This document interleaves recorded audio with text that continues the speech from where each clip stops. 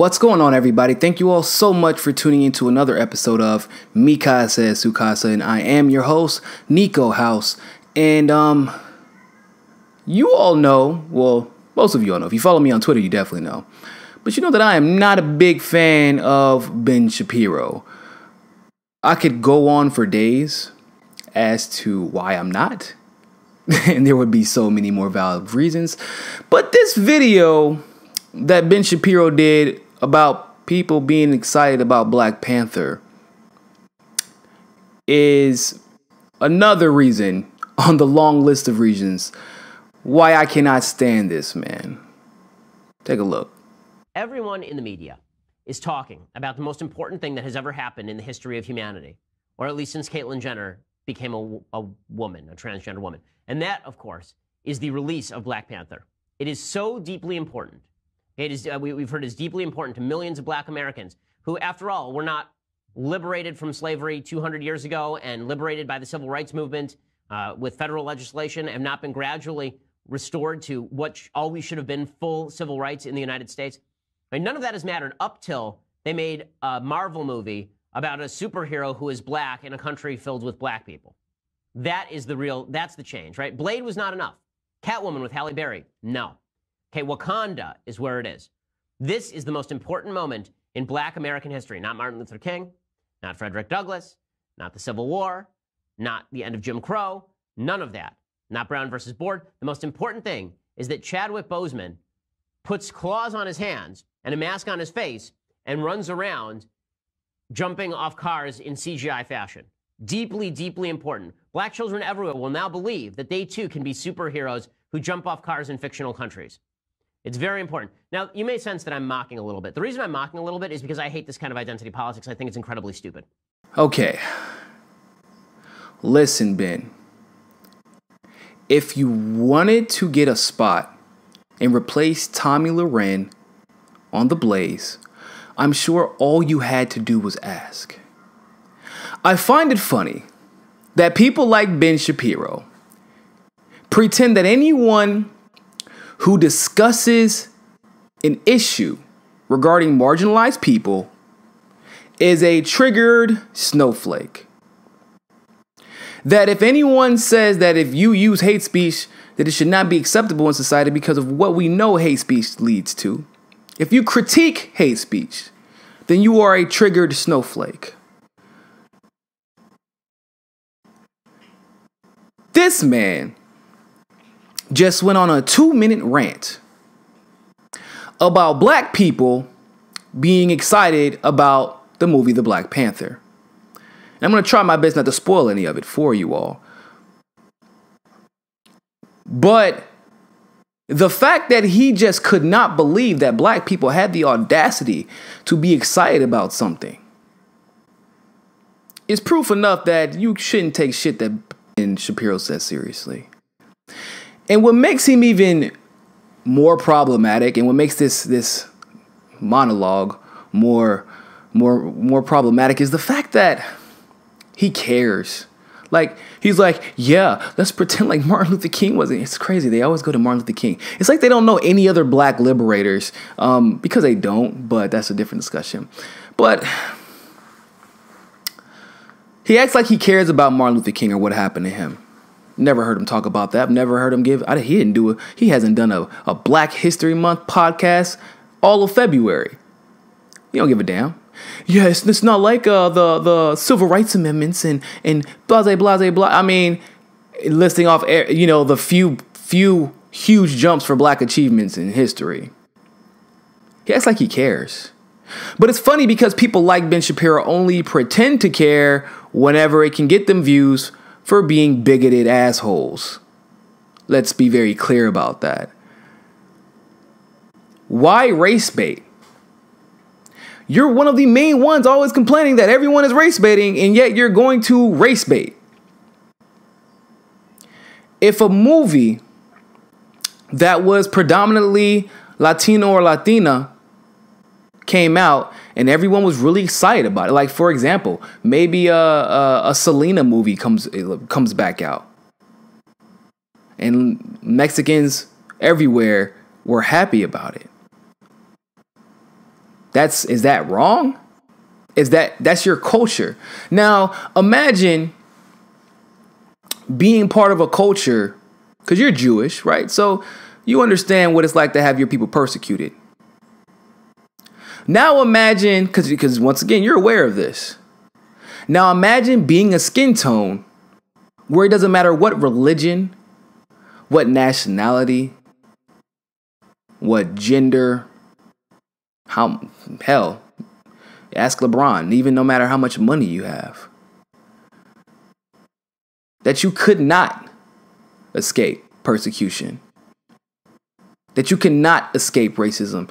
Like I said, you are Jewish, so I'm sure you're very familiar with the history of the discrimination Jewish people deal with and really continue to deal with on many levels. Now imagine being an Ethiopian Jewish person. You know, one of the Ethiopian Jewish refugees or the Somalian Jewish refugees who are now being kicked out of Israel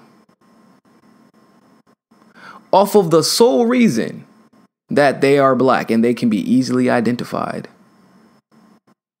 Understand that there are plenty of white, Eastern European, Ashkenazi Jewish people that also take refuge in Israel. That still happens. Like, black people are still being persecuted all over the world, specifically Africans. But if you actually took the time, because I noticed in your little diatribe that you didn't actually take the time to talk about the movie. It's interesting to me that you didn't even address any of the things that black people were excited about. For example, when is the last time you've seen a movie where the black African wasn't a warlord training kids how to use AK-47s? What was the last time that Idris Elba was able to play a character who wasn't a gangster outside of Thor, where he was still a sidekick?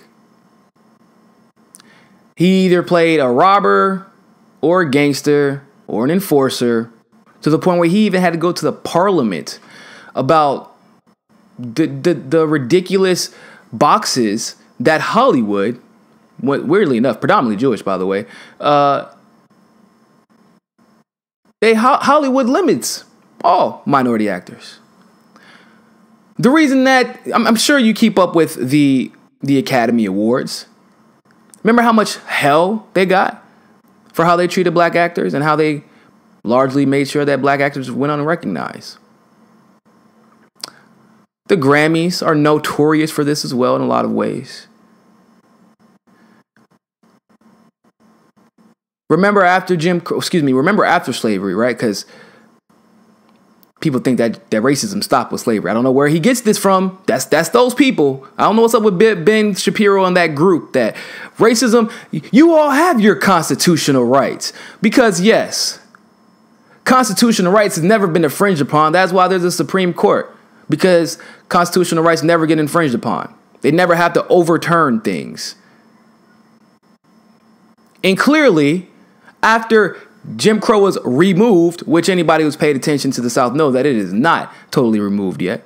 But after it was removed, everybody stopped being racist. Just like after equal marriage for rights was ratified in North Carolina, then upheld by the Supreme Court, you didn't stop becoming homophobic, Ben. And homophobia didn't disappear. Racism, discrimination, all of these things are like cancer. You don't go to one chemotherapy and think that the cancer is gone. And even still, if you beat the cancer, there is still the chance that it will come back. And that is the history of racism, not only in the United States of America, but across the globe. Racism and colorism is probably more prominent in South America than it is in the United States. And they, of course, are just as excited. You know why? Because if you saw the movie, Ben, you would understand what it is like to have a character that you want to be mad at because he is the bad guy, but you understand that he is just a representation of what a lot of minority and specifically black men have gone through in this country. Being left in the hood to fend for themselves, to be protected by the only ones who will protect them, which is those who look like them. To be beaten in the street, choked out, for selling cigarettes, while a guy who kills 17 people gets arrested, while another guy who shoots up a church full of black civilians gets a trip to Burger King. We don't have any movies like this. This is the only movie where we are the superhero, where we get to sell out. Do you know how many times black people are told they aren't marketable? I'm sure you know who Les Brown is. Les Brown is one of the most famous public speakers in the world. You know what he told us? He said, when he first was supposed to release his book, when he was supposed to first start publicly speaking internationally, he was told that he is not marketable enough. And that is still the case for many people today. Maybe you want to know how it feels to be an African nation who can't use its resources to help other minorities, because every Western nation, white dominated, would come in and try to destroy them like they try to destroy everybody else. To the point where you have to pretend to be a third world nation so that your resources don't get ravaged and used for the wrong reasons. Sound familiar? So we connect with that. We understand that. Do you understand what it feels like to not be African, but be African American, and have Africans look down on you because you were part of a slave trade situation that obviously you had no control over? And so you are a product of the environment you were raised in that was partially created by the American institutions, by the American establishment, to ensure that minorities are kept without jobs, without the ability to get businesses, or without housing. Like, do you know what redlining is? Do you actually understand the issues that you were talking about?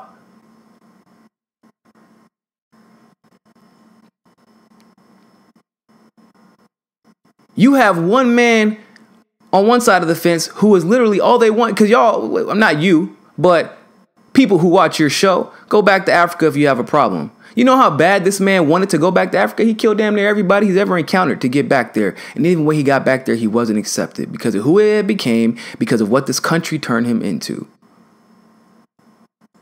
And you will never understand what that feels like. Nor do you care. Like I said, Tommy Loren is back, so you don't have to take up the mantle. But don't you dare call someone a snowflake. And if you're a fan of Ben Shapiro, then if you're not calling him a snowflake, I don't ever want to hear you use the word snowflake again.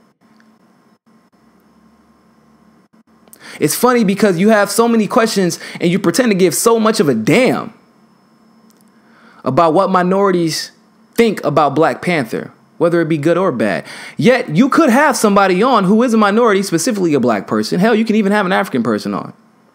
And we could easily answer that question for you.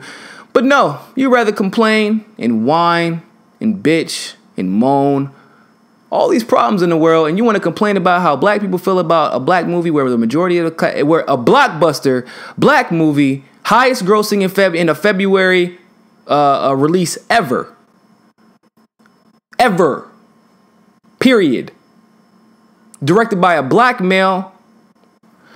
Every single one of the cast members, whether they be supporting or lead, all look like leaders, all fight like leaders, and all make their own independent decisions. Where no one is a subordinate and everyone learns from each other because every one of them are powerful in their own right. We've never had anything like that. Not as a movie, not as a film. And film is culture. Film is representative of what we believe culture is. So, excuse us. We apologize for being excited. God forbid black people ever get excited about something. Hell, you know what happened in the Wilmington Massacre. You know what happened in Tulsa, Oklahoma. Every time we do get something, it's burned to the ground. And this wasn't 200 years ago. This was like 80 years ago. Yeah. So like I said, Ben, stop acting like you care about the accolades of the African American community. And please Don't ever pretend that you are not a snowflake. Because you clearly are. If this is the most important thing on your roster, on your menu for this evening, you have more issues than worrying about what black people get excited about. Thank you so much for tuning in, people. And always remember, find your balance. Peace.